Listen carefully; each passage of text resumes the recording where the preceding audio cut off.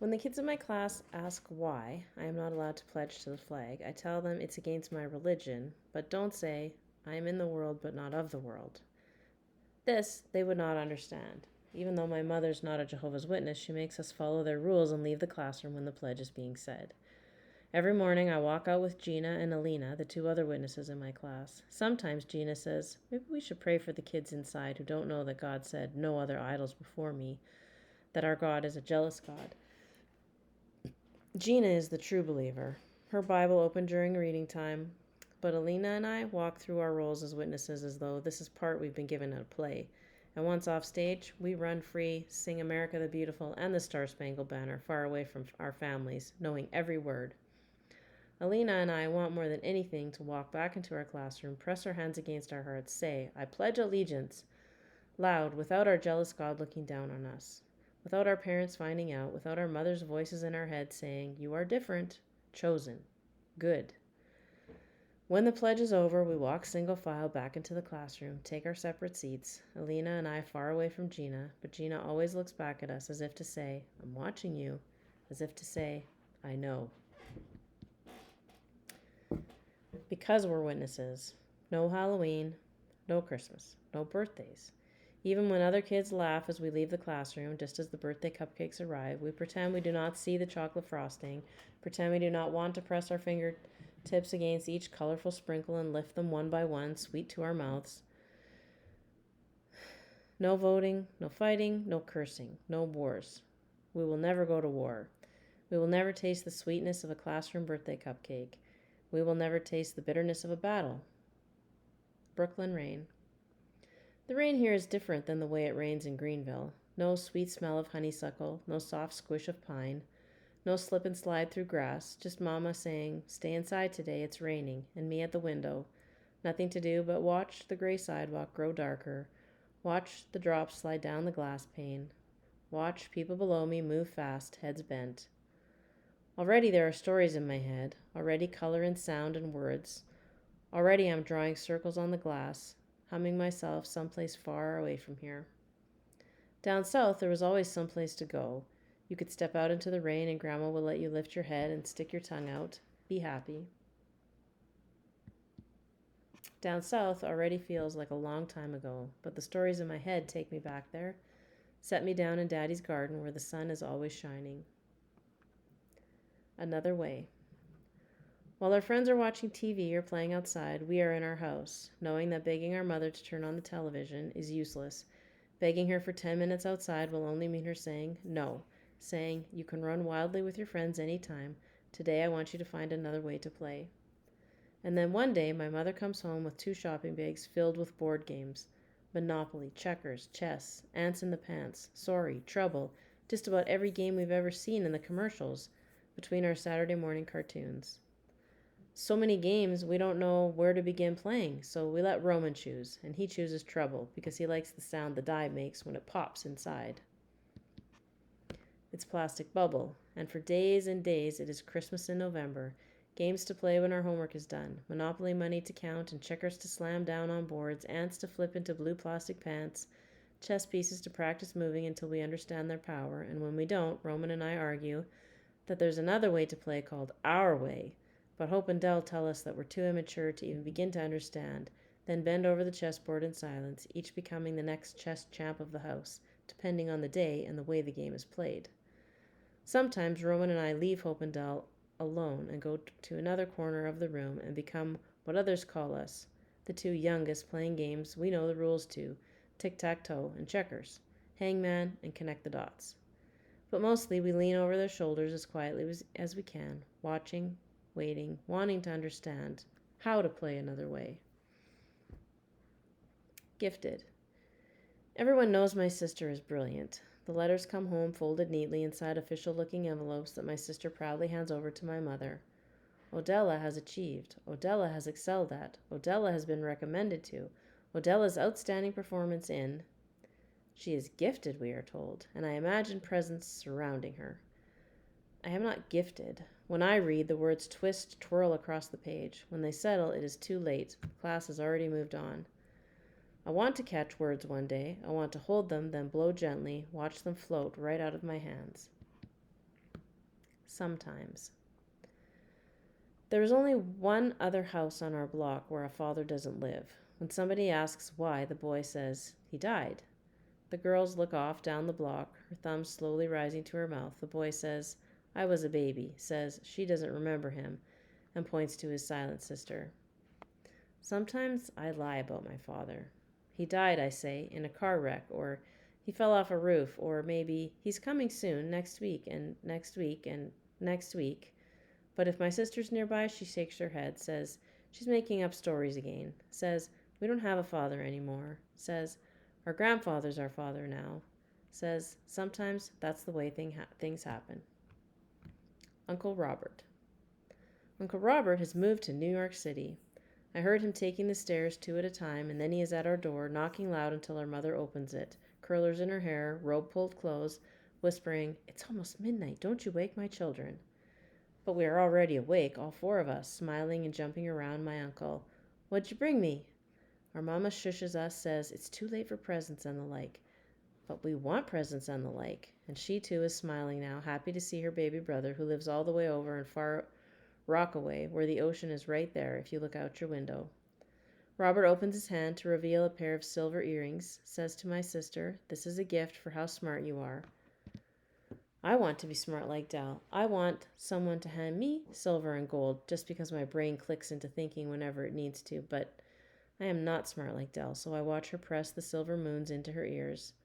I say, "I know a girl 10 times smarter than her. She gets diamonds every time she gets 100 on a test." And Robert looks at me, his dark eyes smiling, asks, "Is that something you made up, or something real?" In my own head, it's real as anything. In my head, all kinds of people are doing all kinds of things. I want to tell him this, that the world we're living in right here in Bushwick isn't the only place. But now my brothers are asking, "What'd you bring me?" And my uncle is pulling gifts from his pockets, from his leather briefcase, from inside his socks. He hands my mother a record, a small 45, James Brown, who none of us like because he screams when he sings, but my mother puts it on the record player, turned way down low, and even us kids are dancing around. Robert, showing us the steps he learned at the Far Rockaway parties. His feet are magic, and we all try to slide across the floor like he does, our own feet, again and again, betraying us. "Teach us, Robert," we keep saying. "Teach us." Wishes. When he takes us to the park, Uncle Robert tells us, "If you catch a dandelion puff, you can make a wish. Anything you want will come true," he says, as we chase the feathery wishes around swings beneath sliding boards until we can hold them in our hands, close our eyes tight, whisper our dream, then set it floating out to the universe, hoping our uncle is telling the truth, hoping each thing we wish for will one day come true. Believing.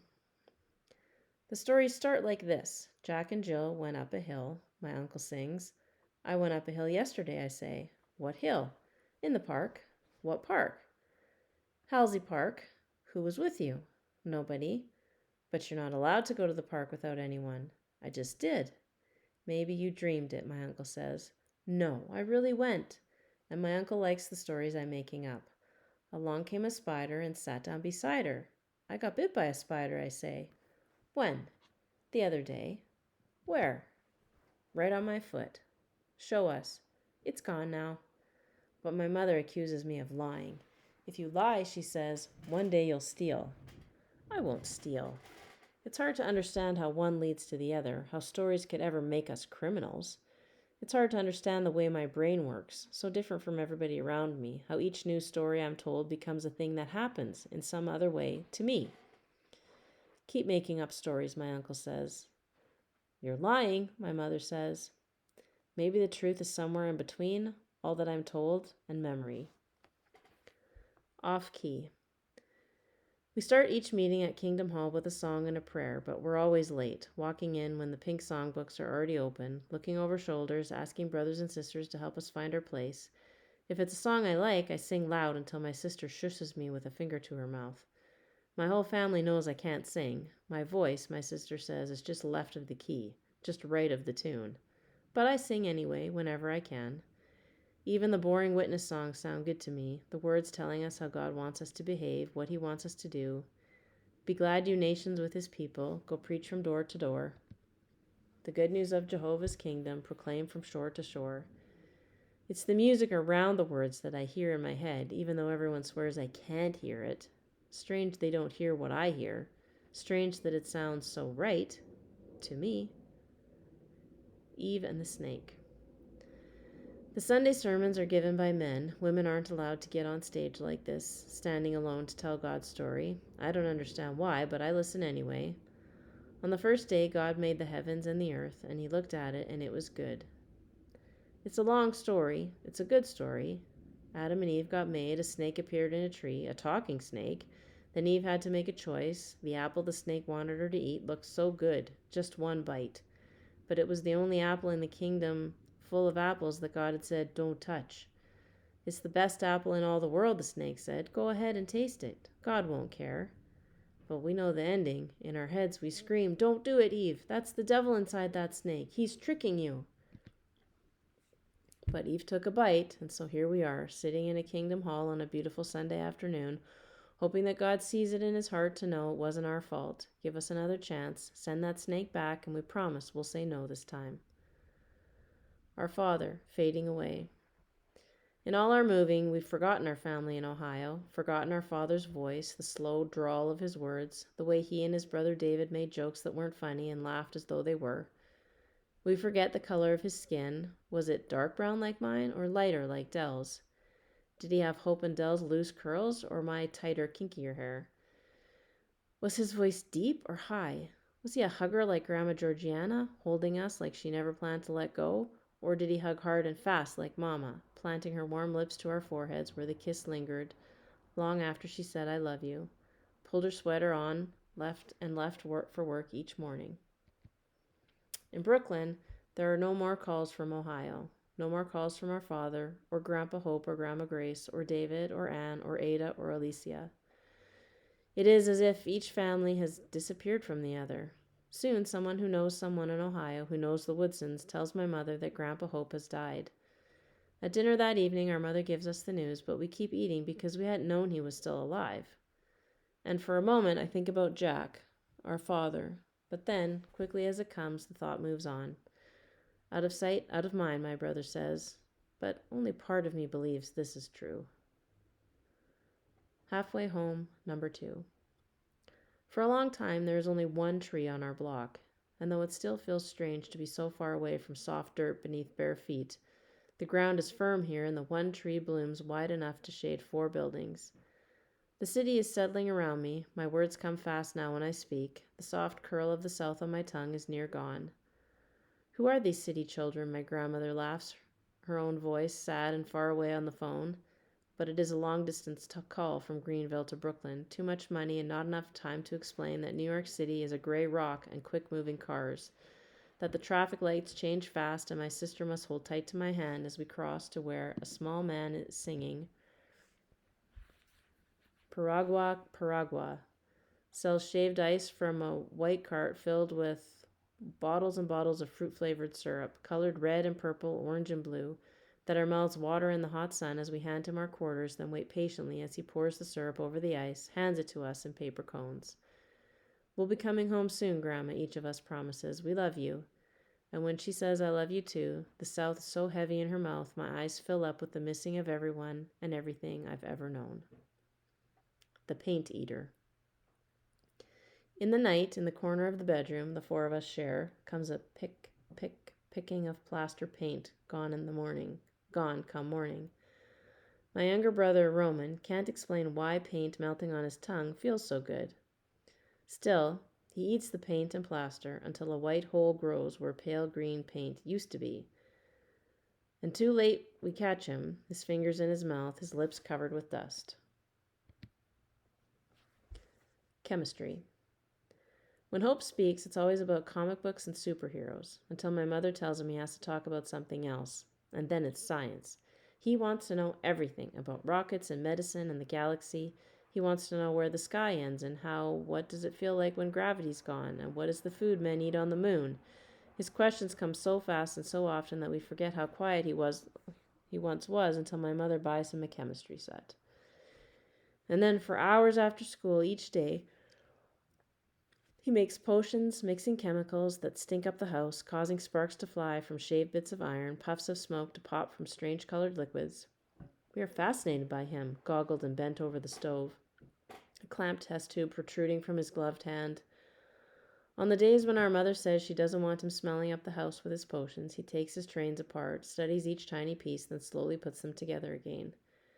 We don't know what it is he's looking for as he searches the insides of things, studies the way things change.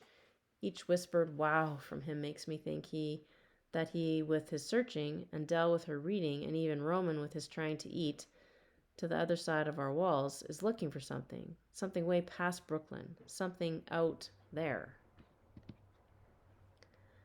Baby in the house. And then one day, Roman won't get up. Sun coming in bright through the bedroom window, the rest of us dressed and ready to go outside. No laughters, just tears when we hold him, more crying when we put him down, won't eat, and even my mother can't help him. When she takes him to the hospital, she comes back alone. And for many days after that, there is no baby in our house, and I'm finally the baby girl again, wishing I wasn't. Wishing there wasn't so much quiet where my brother's laugh used to be. Wishing the true baby in our house was home. Going home again. July comes and Robert takes us on the night train back to South Carolina. We kiss our baby brother goodbye in his hospital bed where he reaches out, cries to come with us. His words are weak as water, no more than a whisper with so much air around them. I'm coming too, he says. But he isn't coming, not this time. My mother says there is lead in his blood from the paint he finds a way to pick off and eat of our bedroom wall every time our backs are turned. Small holes grow like white stars against the green paint, covered again and again by our mother, but still he finds a way. Each of us hugs him, promises to bring him candy and toys. Promises we won't have fun down south without him. Each of us leans in for our mother's kiss on our forehead, her warm lips already a memory that each of us carries home. Home again to Hall Street.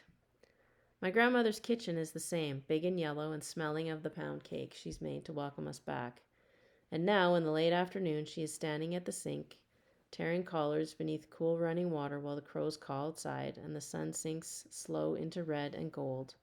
When Hope lets the screen door slam, she fusses. Boy, don't you slam my door again. And my brother says, I'm sorry, just like always. Soon there'll be lemonade on the porch, the swing whining the same early evening song it always sings, my brother and sister with a checker set between them, me next to my grandfather falling asleep against his thin shoulder. Our city way of talking, too fast, too many words to hear at once, too many big words coming out of my sister's mouth. I'm always the first to cry, a gentle slap on the side of my head, a secret pinch, girls circling around me singing, who stole a cookie from the cookie jar, and pointing as though the song is true, at me. My sister's tears are slow to come, but when they do, it isn't sadness. It's something different that sends her swinging her fists, when the others yank her braids until the satin, newly ironed ribbons belong to them, hidden away in the deep pockets of their dresses, tucked into their sagging stockings, buried inside their silver lunch pails. Hope is silent. His name, they say, belongs to a girl. His ears, they laugh, stick out too far from his head. Our feet are beginning to belong in two different worlds, Greenville and New York. We don't know how to come home and leave home behind us. How to listen, number 4. Kids are mean, Dell says. Just turn away. Pretend we know better than that. Field service. Saturday morning's the hardest day for us now. For 3 hours we move through the streets of Nickeltown, knocking on strangers' doors, hoping to convert them into sisters and brothers and children of God. This summer I'm allowed to knock on my first door alone. An old woman answers, smiles kindly at me. What a special child you are, she says. Sky blue ribbons in my hair, my watchtower held tight in my white gloved hand, the blue linen dress a friend of my grandmother's has made for me, stopping just above my knees. My name is Jacqueline Woodson, I nearly whisper, my throat suddenly dry, voice near gone. I'm here to bring you some good news today. Well, how much does your good news cost? The woman wants to know. She shakes her head sadly, closes her door a moment to search beneath a trunk where she hopes she's dropped a coin or two. But when she comes back, there are no coins in her hand. Oh, I'd love to read that magazine, she says. I just don't have money. And for many days my heart hurts with the sadness that such a nice woman will not be a part of God's new world. It isn't fair, I said to my grandmother, when so many days have passed. I want to go back. I want to give her something for free. But we're done now with that strip of Nickeltown. Next Saturday we'll be somewhere else. Another witness will go there, my grandmother promises. By and by, she says, that woman will find her way. Sunday afternoon on the front porch. Across the road, Miss Bell has tied a blue checked sunbonnet beneath her chin, lifted her head from her bed of azaleas, and waves to my grandmother. I am sitting beside her on the front porch swing, Hope and Dell leaning back against the wood beam at the top of the porch stairs. It is as though we have always been in this position, the front porch swing moving gently back and forth, the sun warm on our faces, the day only half over. I see your grands are back for the summer, Miss Bell says. Getting big, too. It is Sunday afternoon. Out back, my grandfather pulls weeds from his garden, digs softly in the rich earth to add new melon seeds, wondering if this time they'll grow. All this he does from a small chair, a cane beside him. He moves as if under water, coughs hard and long into a handkerchief, calls out for Hope when he needs the chair moved, sees me watching and shakes his head. I'm catching you worrying, he says. Too young for that, so just cut it out now, you hear? His voice so strong and clear today I can't help smiling. Soon I'll rise from the porch, change out of my Kingdom Hall clothes into a pair of shorts and a cotton blouse, trade my patent leather Mary Janes for bare feet, and join my grandfather in the garden. What took you so long, he'll say. I was about to turn this earth around without you. Soon it'll be near evening, and Daddy and I will walk slow back into the house, where I'll pull the Epsom salts from the shelf, fill the dishpan with warm water, massage his swelling hands. But for now, I sit listening to Nickeltown settle around me. Pray that one day Roman will be well enough to know this moment. Pray that we will always have this, the front porch, my grandfather in the garden, a woman in a blue-checked sunbonnet moving through azaleas. Pretty children, Miss Bell says, but God don't make them no other kind of way.